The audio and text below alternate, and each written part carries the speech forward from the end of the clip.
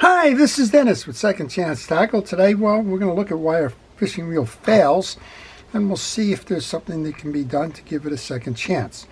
This reel is a Tsunami reel. It's a bait feeder, and it's the Tsunami TSBS 5000A. And well, I'll be honest and forthcoming here. I do not like Tsunami reels. I've never had much good things to say about them. The parts performance or availability is hard. The reels seem to break more than other reels. And well, we're just going to try and figure out what's going on with this one and why this one failed. First we can see is that we have what's called coning on the spool. There's a lot more line gathered on the top than there is on the bottom. And that usually means that, well, the reach of the spool is not going high enough and that it needs a shim washer to push the spool up and to level out the line lay. And that's done by spool shims on the top of the click ratchet. We'll show you that in a moment. Well, we're going to do a diagnosis here. I'm not sure we're going to be able to repair. Maybe we will be able to. But the reel overall shows a lot of wear. We have corrosion or loss of the finish on the inside of that. Same thing here on the handle. The finish is pretty much gone. And not sure if this one's supposed to click on or off because, well, the reel's frozen. Well, if we take a look at the reel itself, I cannot turn this handle. But if I turn the rotor, the handle will turn. So that's usually something of a clue there that something's mismatched somewhere. Well, we'll take this reel apart. We'll do what we can. Maybe we can fix it. And maybe we can't. We'll have to see. While we're in off mode now, we should have a ratchet that ties down, and that's not happening here either. All right. Well, if you like these types of videos, if you like to understand how reels are made, the strengths of reels and the weaknesses of reels, if you like to learn a little bit about why fishing reels fail, which is kind of the subject of this video, I would encourage you to subscribe to my channel. And if you do, please use the notification button. That'll tell you when I'm posting, and you can make a decision as to whether you want to watch that reel or not. Well, my issue with Tsunami's sort of always been quality. We pointed out some of the things that you see there in terms of quality. And as I mentioned, the lack of service parts doesn't help either. Well, we just took off the spool, and we can see more evidence of that. We have a steel counterweight here that's rusted. We have a click ratchet here that's rusted. We have one shim on that click ratchet. We were talking about that earlier, about the line lay. I would suspect that you need at least another one and maybe two more of those shims. I got a question the other day about how do you get shims. Well, my easy answer is always go make them yourself. And well, how do you do that? You find a piece of rigid plastic like a soda bottle or a milk container or something. Find a flat side of it, cut it. Use an awl to poke a hole in it. Trim around the outside. It doesn't have to be perfect. Anything that's just going to hold to the shaft and raise it up is the way to go with that. And well, the challenge here might be to go do that, but if we can't get this reel working, there's no sense about what the challenges hold. I'm going to remove that one shim washer.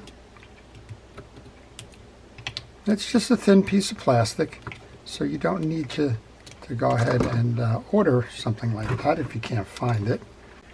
Once you remove that click ratchet, you want to find a home for it. I like to use a parts tray, and my parts tray is the bottoms of fast food containers. They're inexpensive, they work, and if they get too dirty, well, you can always leave them aside. Again, we only found that one click washer in there. You can tell that this reel hasn't been serviced. There's all kinds of dirt and debris inside the spool here, but that's not causing the issue here. We should be able to remove this click ratchet now, simply pulling up. Well, there is I'm thinking maybe that spool got over tightened. It does look like there's possibly another shim washer there, but that's back to that quality that we're having that conversation about here, a rusted shim washer. Underneath here, we've got a little bit of sand, which is evidence that it's been used in the salt water, if we hadn't figured that out earlier. And we have a tie-down screw that's holding the rotor nut. This one is also busted. So I don't know, maybe this reel got stuck in the briny deep. I guess we'll find out. All right, as I mentioned, when I turn the rotor, I can see the handle is turning, albeit slowly. But when I go to turn it by hand, that's not working. We're going to take the handle off. Everything on this reel seems super tight. That may be an owner failure there. And we'll pull down on this. This is a through handle. That comes off by turning counterclockwise. That into my tray. See if we can get the handle out now. We can. See if it turns any easier without the handle. Well, it's still turning. Let's see what happens. We're stuck in, and we're not tripping, so yeah, we're tripping. Okay, well, that's encouraging. The trip is kind of working. We got to get inside to see what's going on. So there's a screw. There's two screws on the side. We only need to remove the one. We'll remove the one that's holding the arm for the flip lever.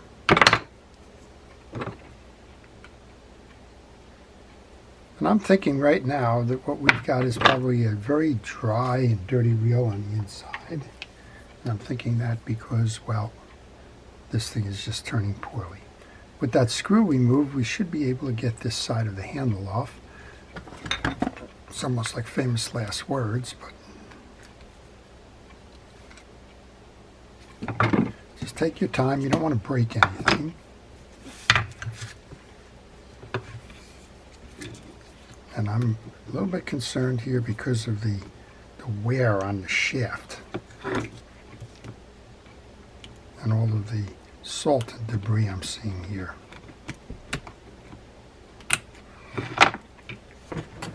But we'll see what we can do. All right, well, I'm going to soak that with some WD-40 for a minute here, see if I can't loosen up some of that salt that's encasing that. And while I'm doing that, we'll go up top here. This has probably a 12 millimeter nut, so let's go grab the 12 millimeter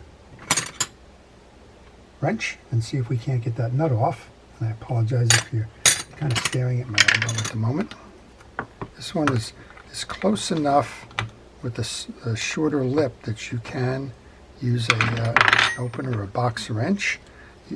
If you like, you can use a deep socket. This one is a reverse threaded nut, and that means that it goes on clockwise and comes off counterclockwise, which is sort of the opposite of everything else. This has an old-fashioned override for the anti-reverse clutch. And again, we want to turn this now, make sure that everything's working. Well, this is interesting because it's turning more freely now.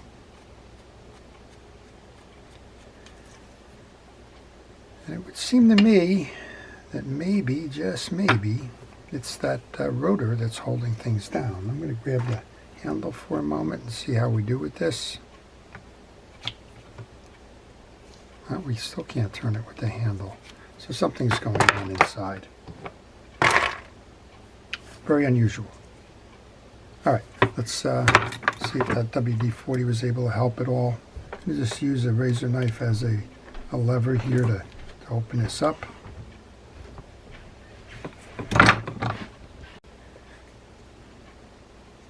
There we go. All right, that's off. And now we can look to get the case off. Now there's two things. I just got an interesting question from Germany, from Oliver. He said, I got one of these things, how does it connect? And I said, well, if you can't see the obvious connection, there's one of two things. Either this is a cap, it's not, or this is a rubber band, it's hiding a clip underneath that. And I think I'm going that route. I'm going to take a look. Removing this band. And again, everything underneath here seems to be pretty well rusted. This is the rear drag component of this. And this should be a clip holding the assembly in.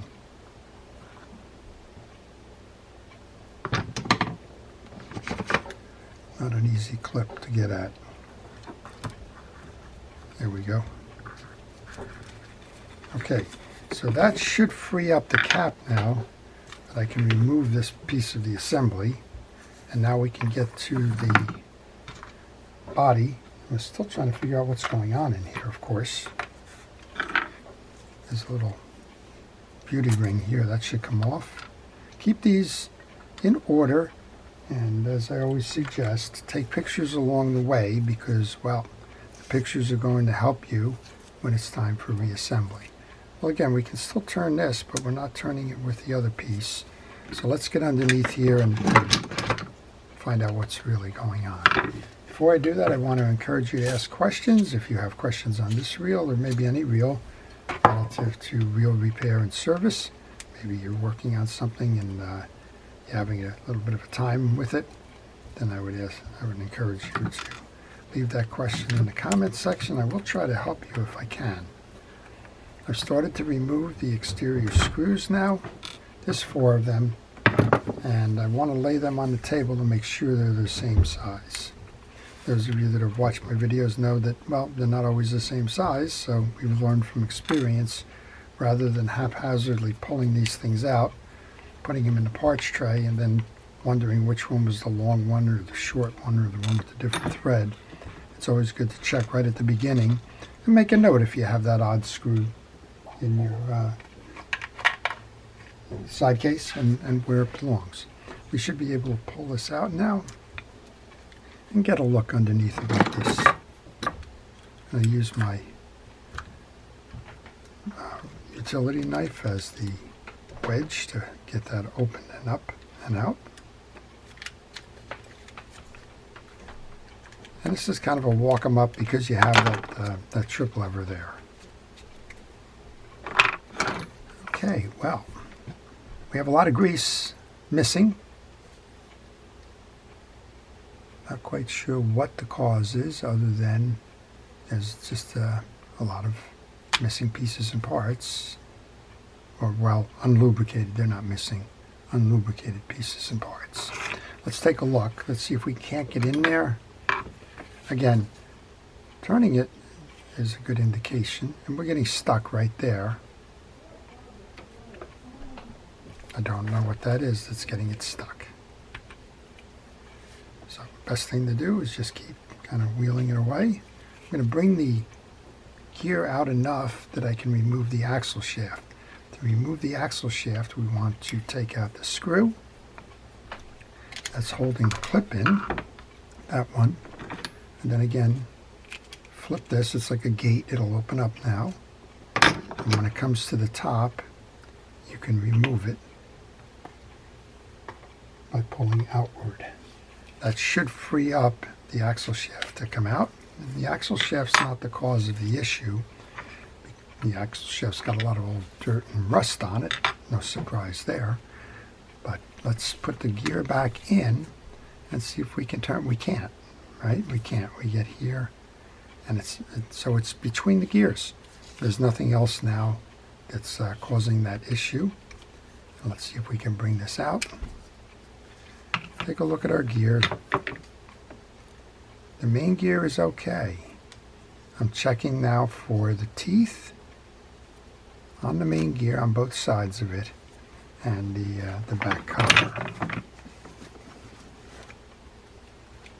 It's definitely dry, but we're going to clean this up. I'm going to use a hard brush to pull through on that to get the old greases out of those tracks. And I'm going to pull them onto a paper towel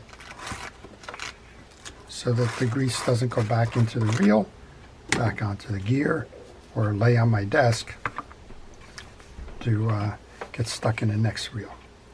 Okay, we should be able to move this up. If we move that up, we can take the crosswind block off.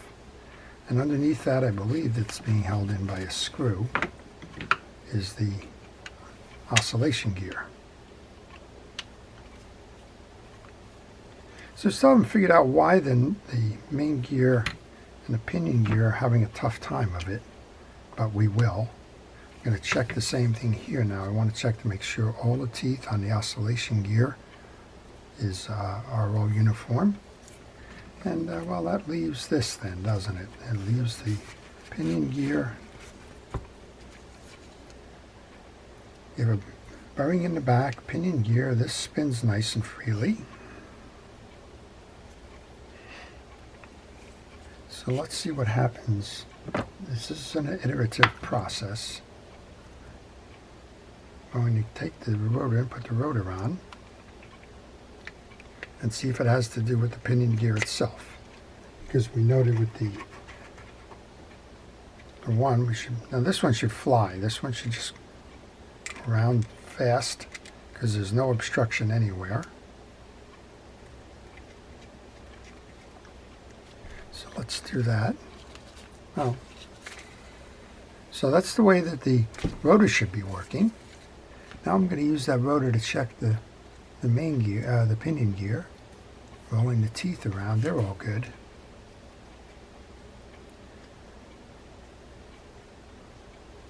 So I'm going to remove the rotor.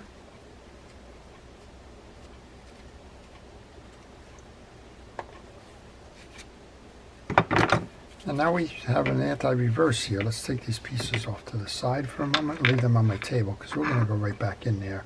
I think the answer to this one may be that it's just a very dry fishing reel. And that, well, can't do much with a dry reel. All right, there's 3 screws that hold the collar on for your anti-reverse.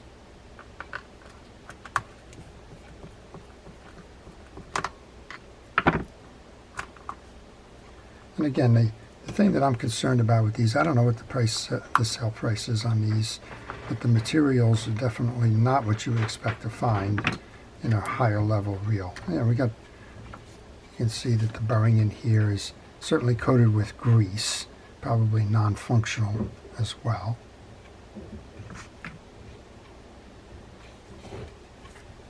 And there's a little kind of a hook spring here.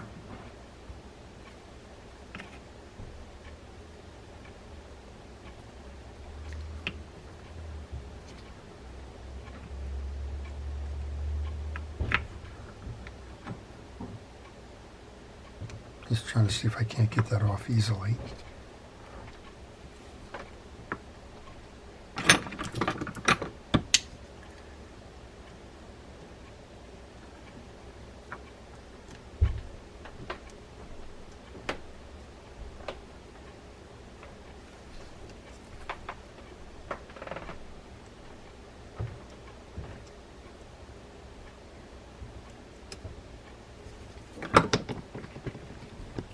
Okay, I just got my pliers out and I removed the loop that's on the override piece of the anti-reverse.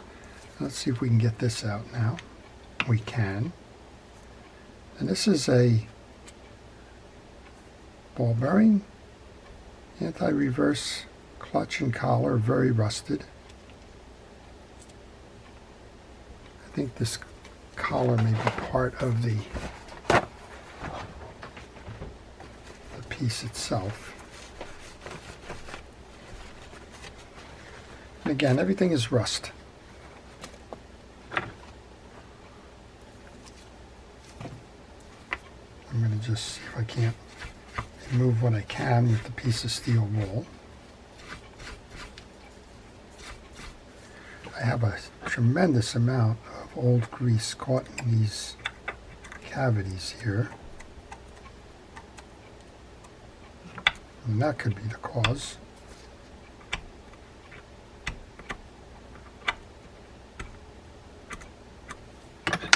Again, let's just move those pieces to the side.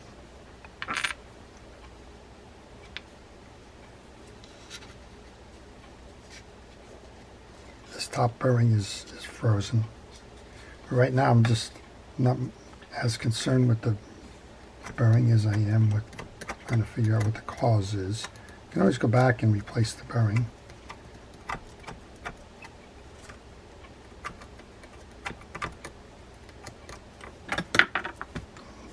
That's assuming you can even get the bearing out of this thing. Let's see if we can move out.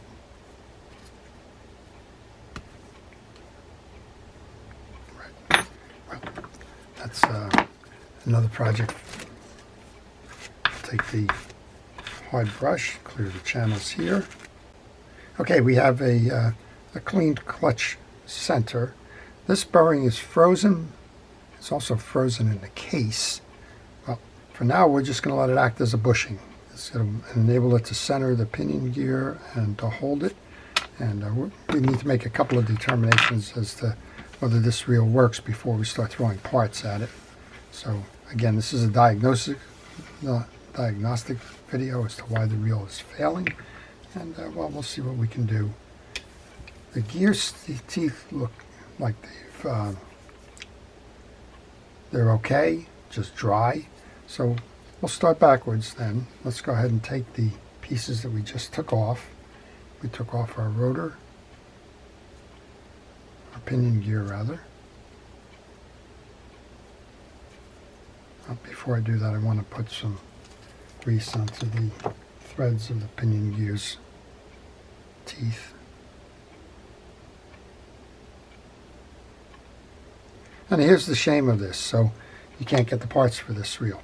So even if you said I want to go back and get a anti-reverse clutch or pick your part, they're not available. And that's truly is a shame. All right, this one goes to the side here. There's 2 slots in the case that it'll mount into. And then it'll roll down like this. And this is the little spring that we left over. So again, carefully hold to one side because it can shoot. But you do want to bring that spring up and over. Bring it over just like that. Make sure that it's hooked to the bottom. And that's the override position, so pull it over so that it's in the stop position. And we get this collar goes on, and again it's going to act as a bushing right now, but that'll come on next.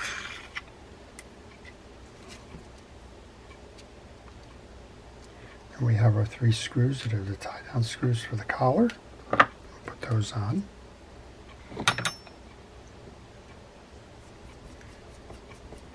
And then we can assemble some of the stuff below.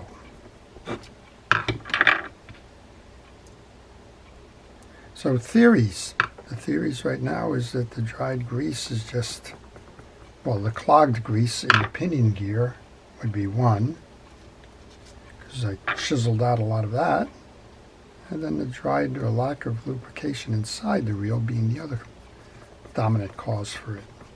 Put metal on metal without any lubrication, it's just going to, well, it's not going to perform very well. All right, we checked all of this. The teeth are clean. Go ahead and put some lubrication back on this.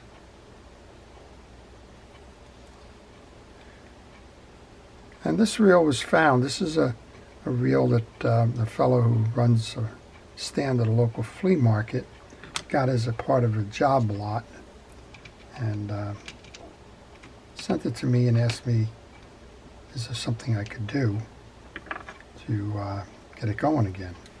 And of course, my first response is, well, I can either do that or it'll make a video as to why I can't do that. So, and right now I'm not seeing broken parts. That was kind of my first thought there, was that maybe the spring in the anti-reverse was shot. Maybe there's broken teeth on the gears. I'm not seeing that. Okay. Take that crossline block and work that in now. Get grease into the channel where that stud is going to slide. Bring that down. Make sure it hooks underneath the little bracket here. I'm going to wet down that bracket assembly. There's not much you can do with that, but you don't need to remove that for part of the service. Let's take that main gear, a little bit where it's going to ride through that other bearing in the back. I'm assuming that bearing in the back is probably just like the one in the top end of this reel. And that's kind of telling you a little bit about what happens when you don't service reels. Put the main gear back in. Now there's a little trip lever here, so just get that out of the way as you go to seat your main gear. Let's see if it turns now. Very interesting. It's still that same issue there with turning the main gear.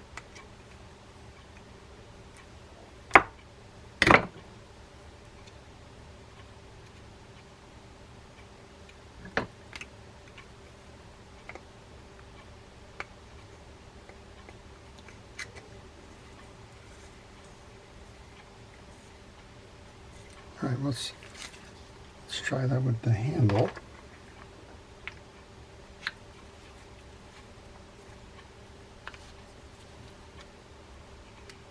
Well, right now I've just, that's an unfair test because I have the crosswind block working up and out of the way. Let's do this again. Bring that down. Bring the main gear in. We can put a little bit of grease onto the axle shaft and bring that through.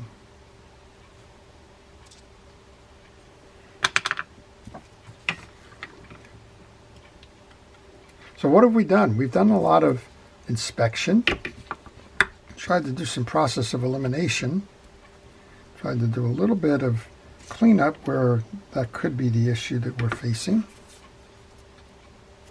and trying to get this thing back to the point where we know what failed or how to fix it. Okay, this is the gate. You want to center the two slots on the axle shaft. The C-clips go on each side of that gate. Press them down and then swing it over. And in this case I had it upside down. Take your time. That would be where you go back to the pictures if you say, gee, something's not right there.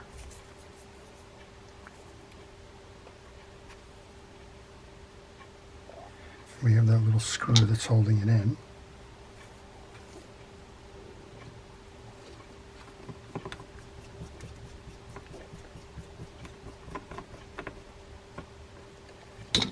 Now what we can do is we can go ahead and put the side case back on.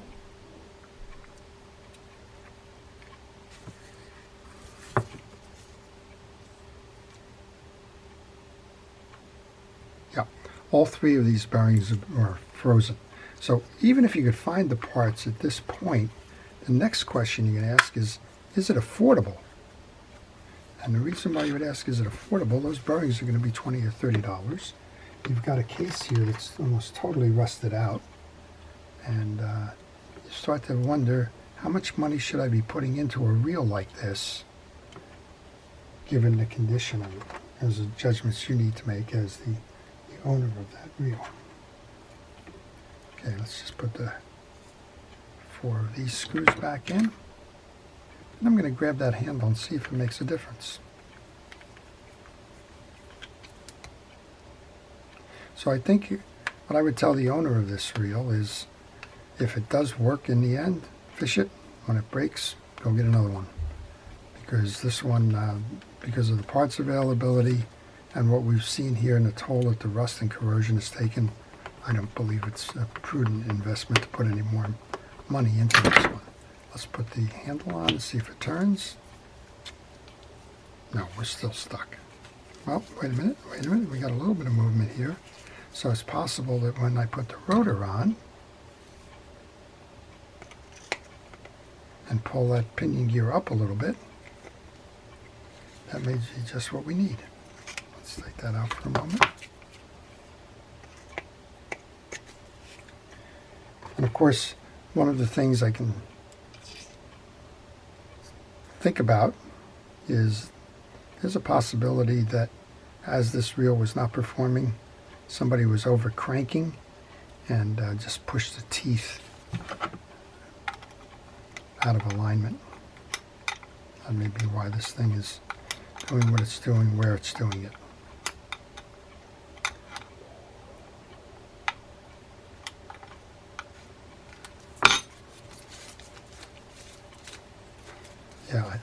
though it's running, but I think as soon as we put this in, we're going to have that same situation. Oh, look at this. Surprise, surprise. Huh. All right. Well, we got work to do then, don't we? So I'm going to inform the owner on this one that he needs all the bearings if he wants to make any kind of investment in the reel. When he says how much is that going to cost, I'll tell him it's probably about $10 a bearing. You can generally buy generic bearings by size, and I imagine that this reel was kind of a generic reel when it was manufactured, and well, there's a lot of issues going there in terms of sizing. I don't think they did anything unique there.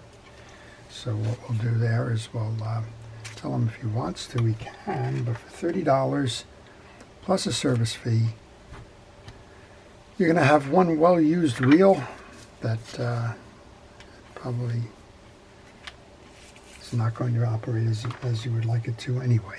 Let's put the handle back on. So what this is a good beginner's reel now. It works, it's been lubricated, it seems to turn again. That was probably the fault of the lack of grease plus the dirt in the pinion gear. And what you do is you find somebody who is just beginning, give them the reel, and let them take it out in the surf and cast with it. Yeah, you'll get the noise, but other than the noise, and we have the Baitfeeder mode seems to be working too. You can back pedal, click in, locked. Yeah, it's working. Surprise, surprise. I would have bet against that. All right, let's put this stuff back on. While I'm doing that, I want to thank our first responders and essential personnel for all that they do. I appreciate all of your efforts in keeping us safe. And I want to thank all of you that are still here watching this thing. And maybe you're as surprised as I am that to see that this thing is actually working again. Gets a second chance. But back to our thinking. Don't spend any money on this one. It's just not worth it. And, well, give it to somebody, give it to a kid, give it to somebody who's just learning. Leave it in your cabin or on your boat for a spare reel. Don't worry about it if it goes overboard or if, well, it's not maintained, it hasn't been maintained all along, but it can and it should go fishing again. All right, so we've got all of that done. I still need to cut a shim washer for this one. Let's just put it on and make sure that the rest of this thing is working okay. I'll tighten that down. I'm not even going to go into the drag washers right now. That wasn't part of the issue.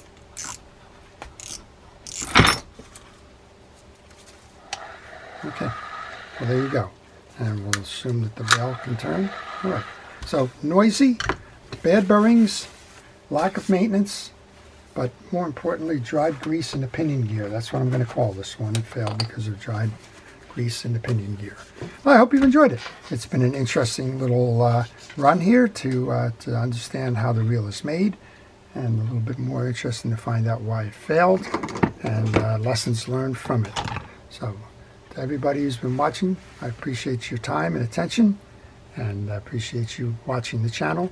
Please subscribe again if you like these types of videos. This is Dennis with Second Chance Tackle. Have a great day.